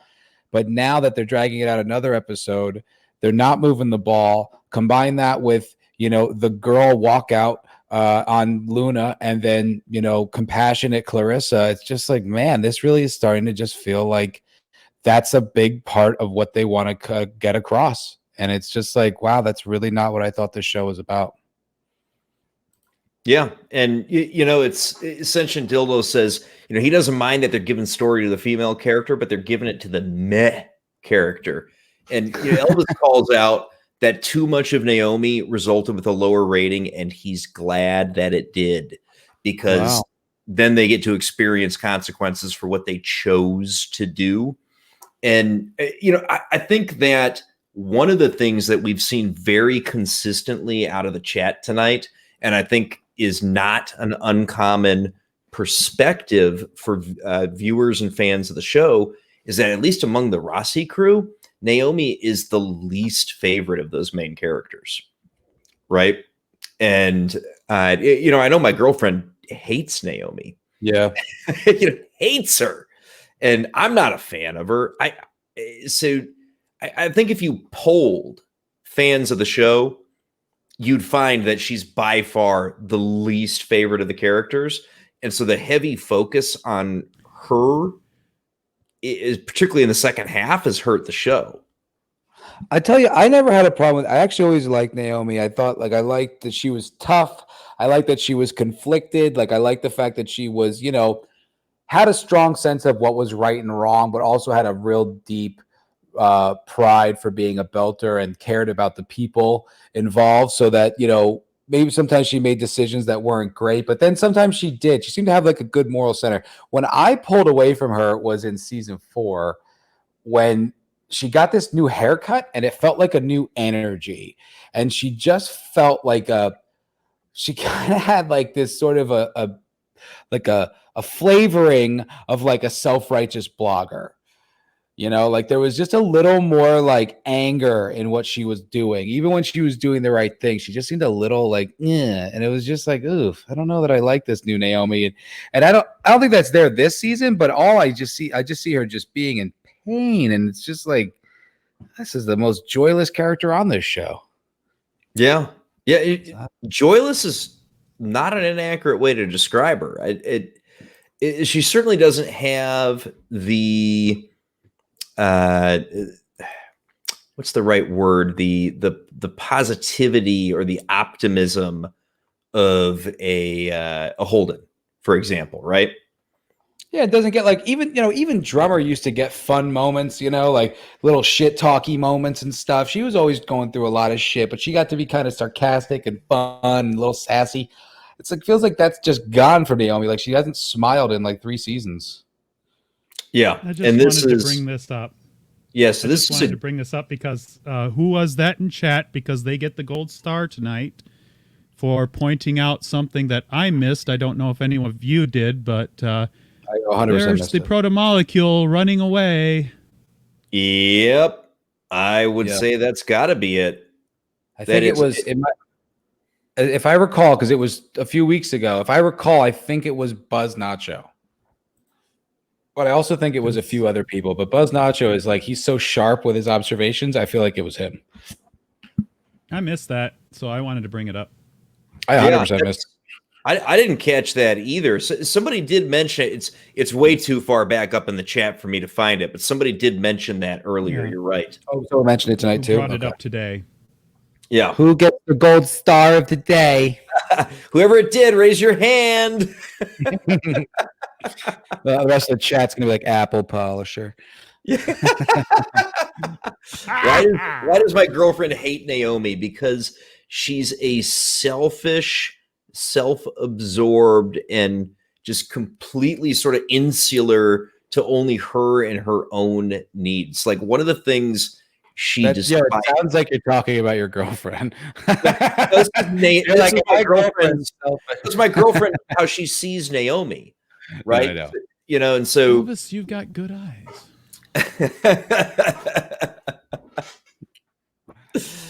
So she sees Naomi as somebody who would never give anything up of herself to help anybody else out, right? There's nothing about her that she'll do the right thing sometimes, but only if it serves her own needs. On Ganymede, or was it Ganymede? Where she was willing to risk her life to save those people. Because remember, she goes out on like outside the airlock and gives her space to that big guy, and the big guy gives her space back.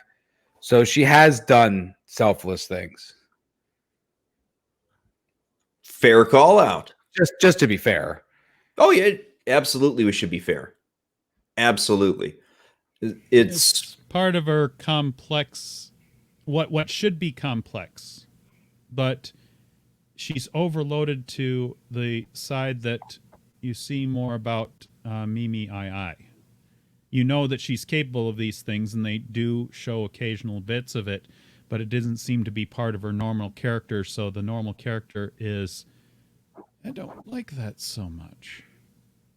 You could argue that this season she's risking her life to save her son. You could argue that. And that's a selfless act. And yet we got the scene where Marco got to tell him that she left him again tonight. Yeah, what the fuck is Philip's like motivation? Does he like Naomi or not? I cannot tell. He goes back and forth like every episode. I mean, do you think he's just conflicted? I think the writers are conflicted. I don't think they know what they're trying to say. The writers are writing him younger than he is. I think the writers are writing him a little bit younger than he is. Because that moment is for Marco to exert more control over his son, unless his son is actually, I mean, I don't see it. I don't feel it.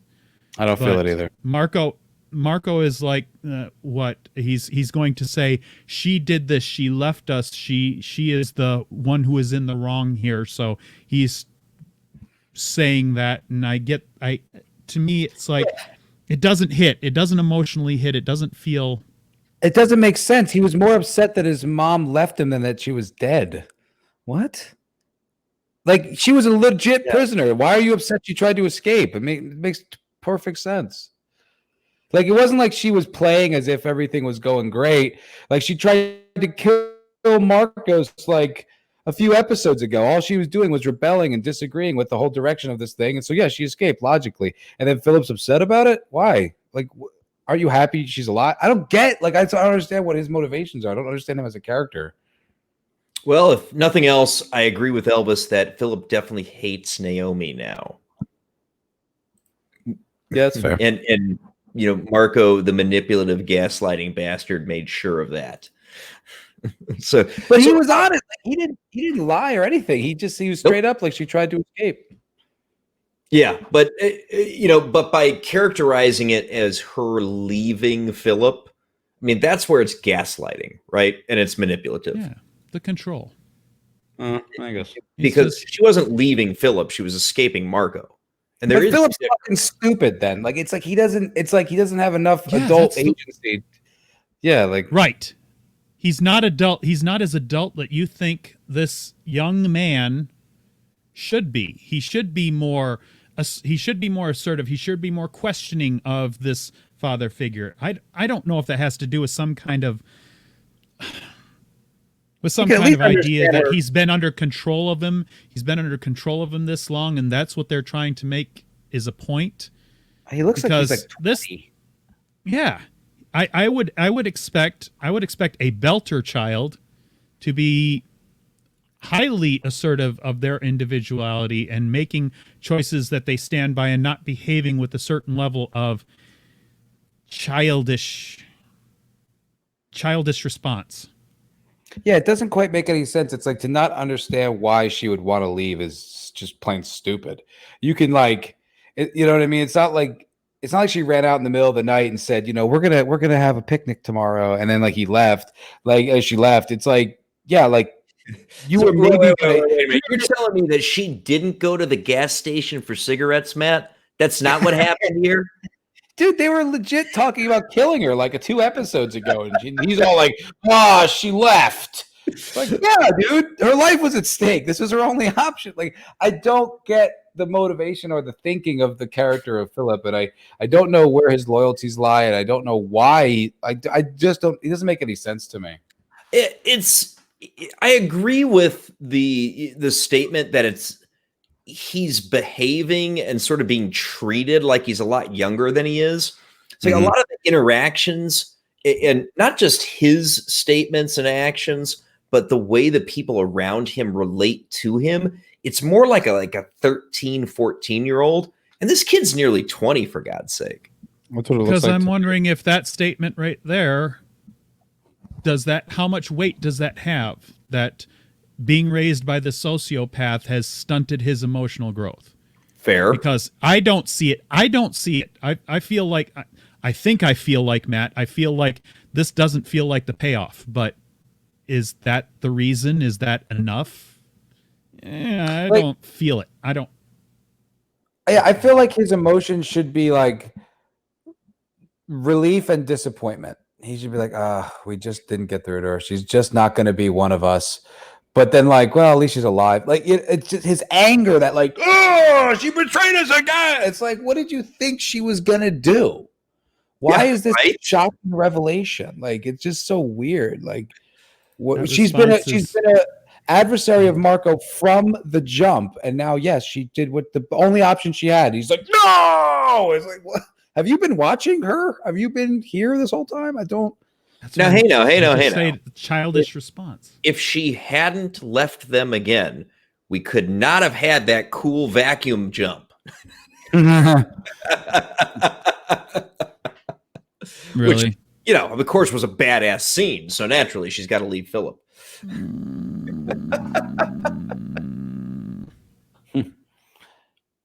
Yeah, I don't know. It's just a lot of stuff that's just kind of like, I don't know. It's like a tuning fork that's bent.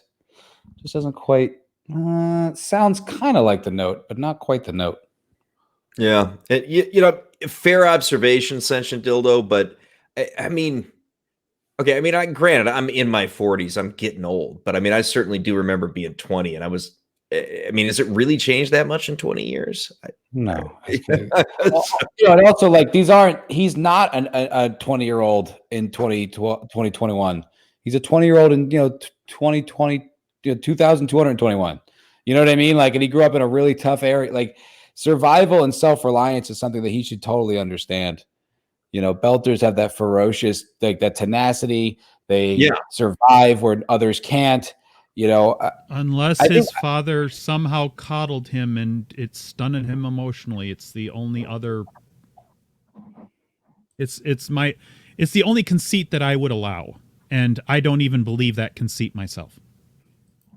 I guess for me, it's just like, if this was the only issue, okay. It's just we're kind of starting to uncover more and more issues. We're just sort of starting to add up with like, what is the direction of this season right now? Like, what is the soul of it? What's the goal? What's the arc? You know, I thought it was I thought from the beginning I thought it was going to be a lot more crisp, but now I'm starting to really doubt it.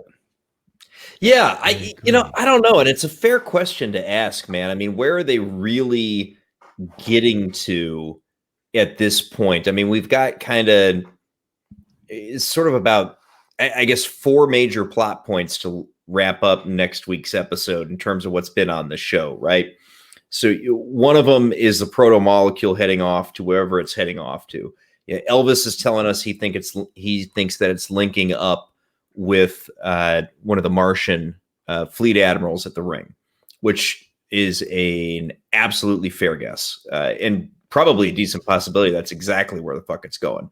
All right, so we got so what's going on with that there, right? We also need to resolve Naomi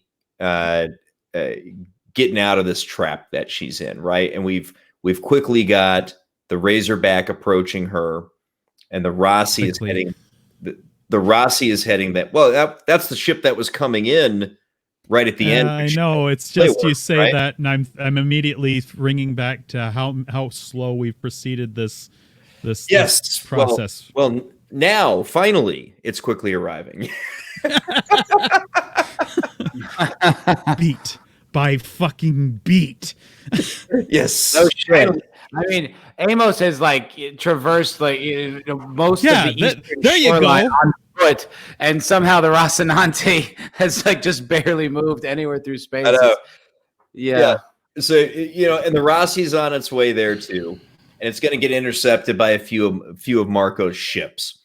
So everybody's going to meet at. I'm blanking on Naomi's ship's name. I forgot too, but I know Chetsmoka. Yeah. Right. So everybody's meeting at the Chetsmoka. You got the Rossi coming. You got Drummer coming. Naomi's already there, obviously. In terms of your Rossi crew, and Alex and Bobby are on their way there too. So you got a lot of ships coming together, and then you've also got Amos is presumably going to arrive on Luna at the end of this episode, right?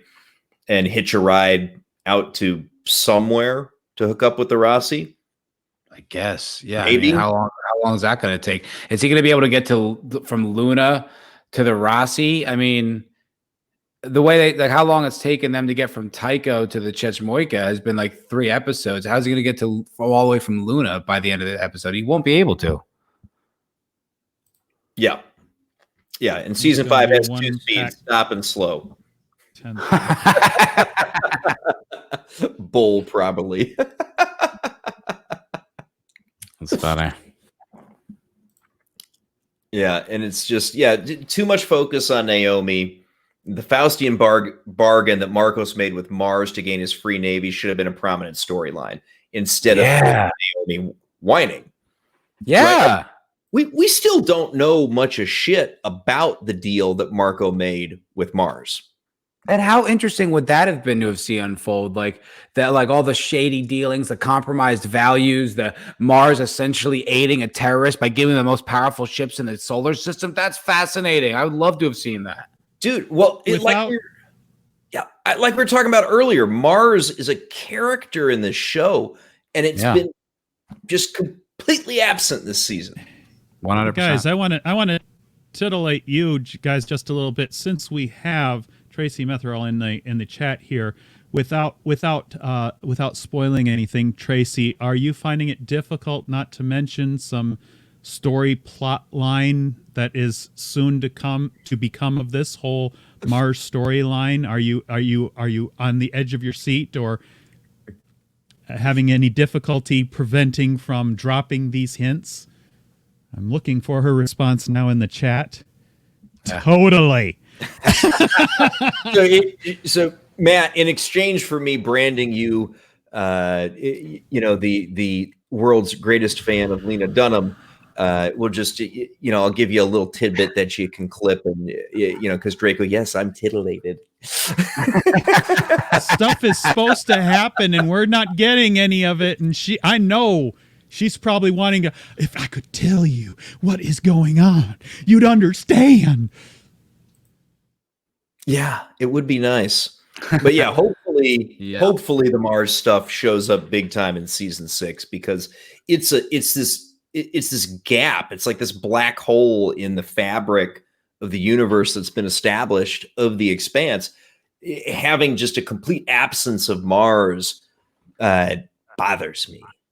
Yeah, me too. And it just seems like a huge missed opportunity for a really interesting story. Like, that was probably the most compelling part about season 4 to me, was Bobby's storyline inside of this sort of decaying Martian, world, and like this organized crime. And I was really hoping that was going to play a part in this new season, and it really is. You're right. It's a gaping hole.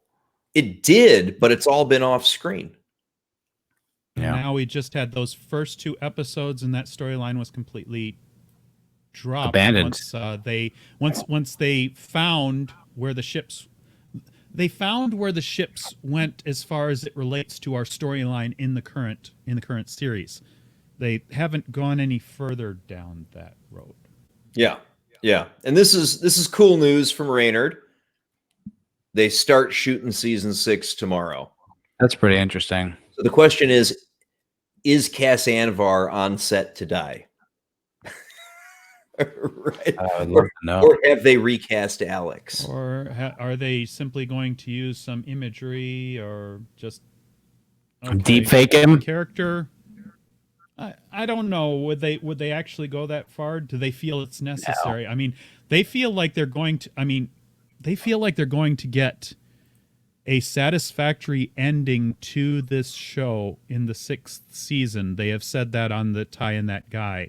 And knowing about a few things that have not been addressed this season, the most obvious one is everybody wants to know about what happened to the builders and those orange rings that they found, and what Holden sees when he passes through the gate. For Christ's sake. Nothing.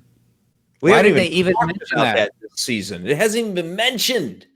Yeah. Why did they even bring that up? Like, it was, I thought we were going to go there. I thought maybe it would be like, like they were planting the seeds. Like, remember this from early on? And it's like nothing.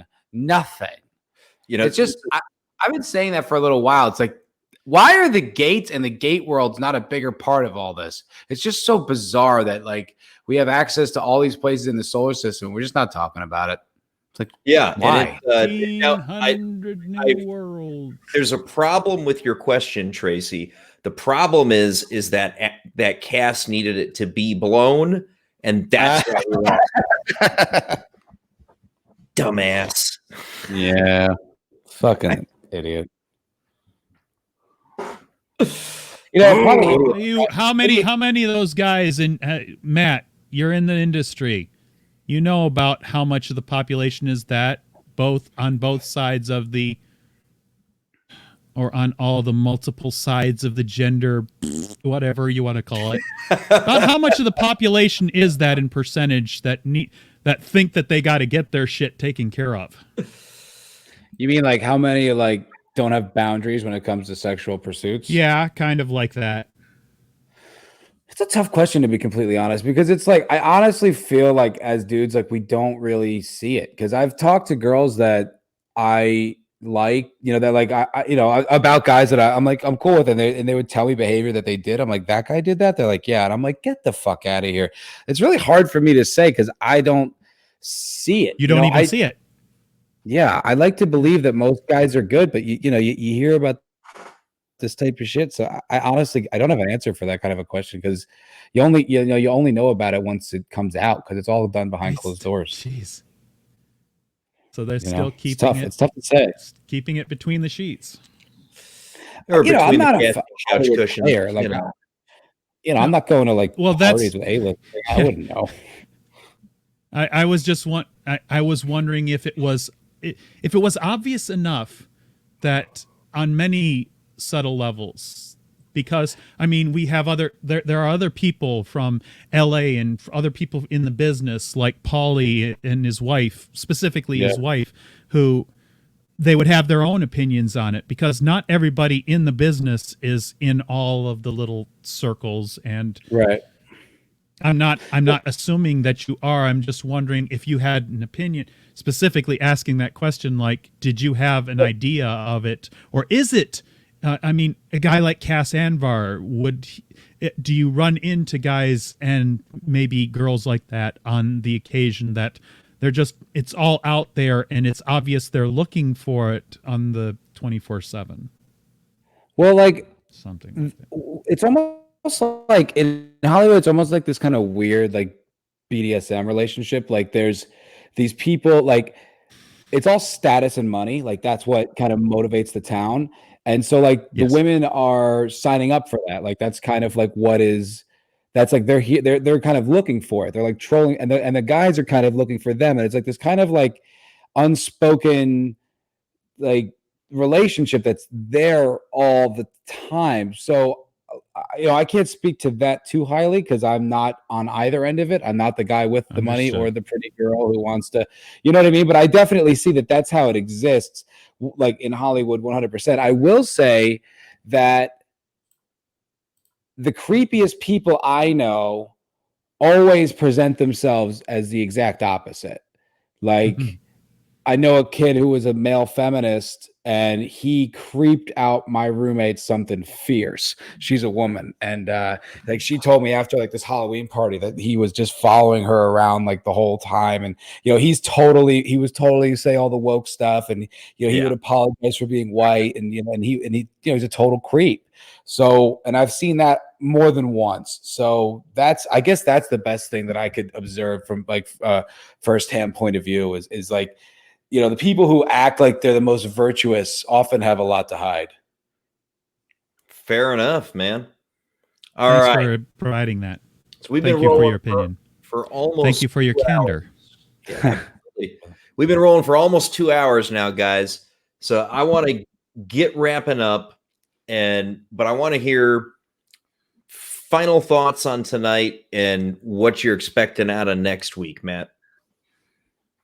Well, all right. Let me pop the cam on. I kept the cam off because it was lagging super hard, and I just wanted to make sure it was. Well, and our buddy 32 Flavors of Nick Weiser did beg you to show that beard. There you go, Nick. You got all of it. I think I've had my criticisms with this season. I've not hid them. But I do respect mightily the writers and the showrunner of this show.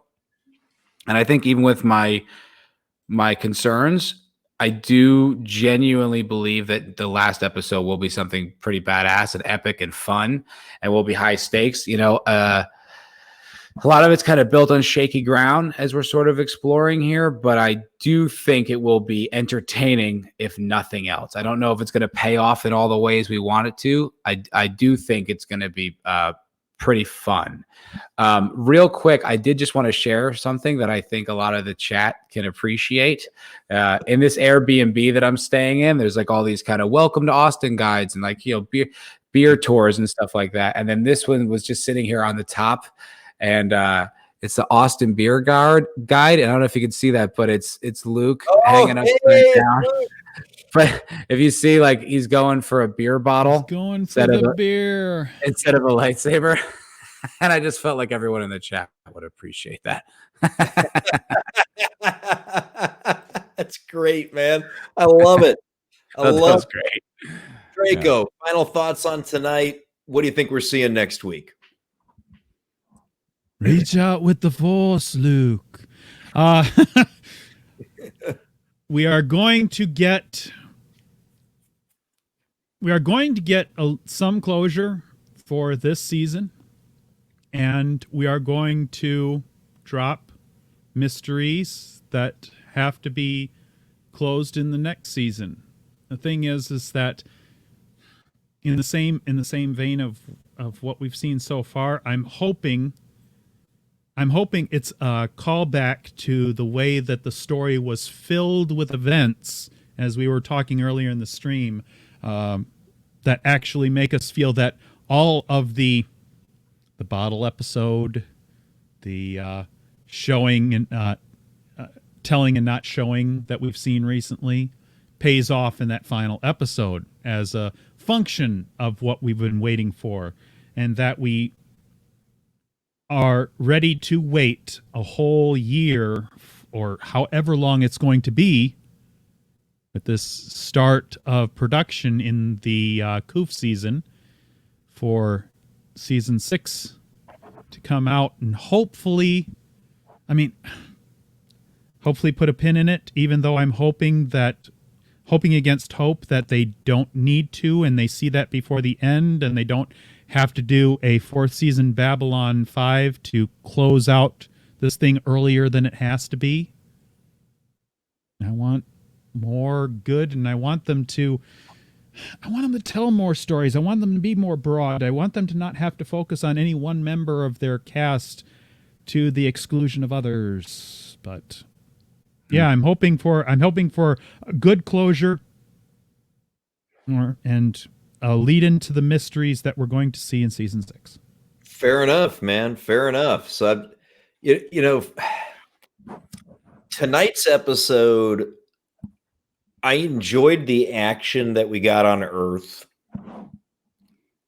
I liked what I thought was a well-done juxtaposition of differing consequences that both turned out poorly for completely different approaches to conflict, which personally, I found that just literarily poetic, and I liked that. I know you hated it, Matt, but I liked that. I didn't hate it.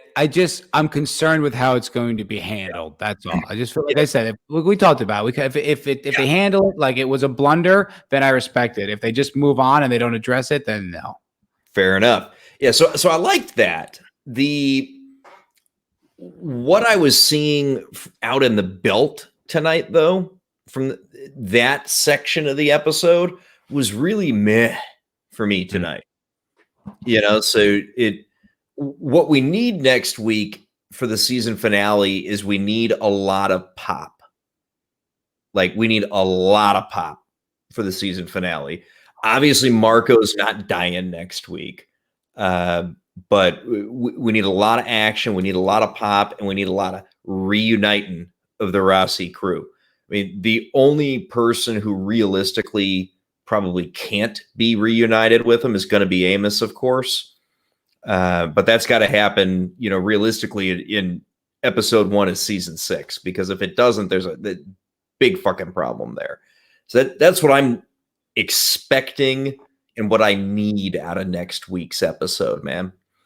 So, all right, I think that is pretty much it for tonight, y'all. So, Matt, before we go, plug your channel. Anything coming up on for you in the next week or so? Yes, absolutely. Real quick, Light M. I am over what has come from Star Wars since, but I will always be a lifelong fan of the original 3 films. I will take that to my grave. They're some of my favorite movies of all time. I adore them.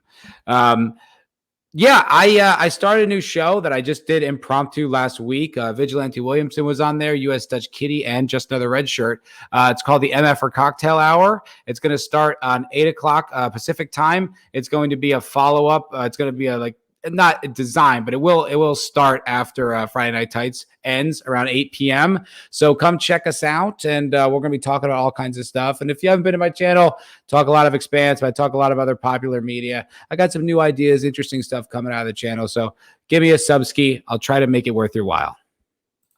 Outstanding. Excellent.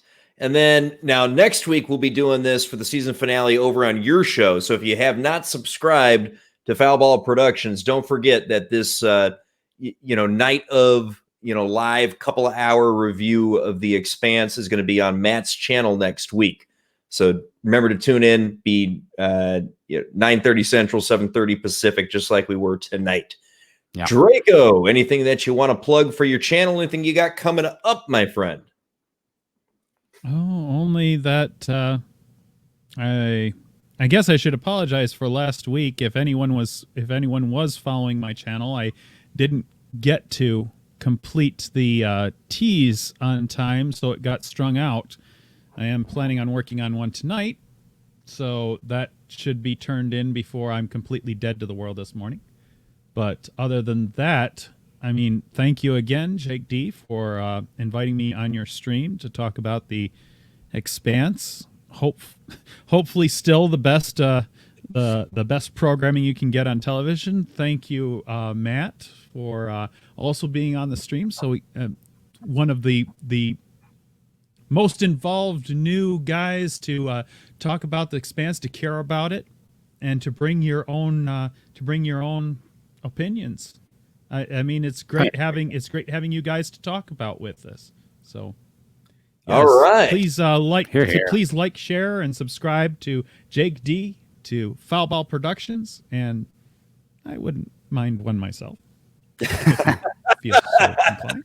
Fair enough. Well, thank Draco you Argenteus. everybody for sticking with us tonight. We had well over 20 viewers for almost the entire 2-hour stream, which is a phenomenal show for the night. Thank you so much. If you have stuck around this long, please, I hope we've earned your like on the video and maybe a sub for the channels. Definitely catch us coming up later. I will have yet another god-awful, horrible review of The Stand on Thursday evening.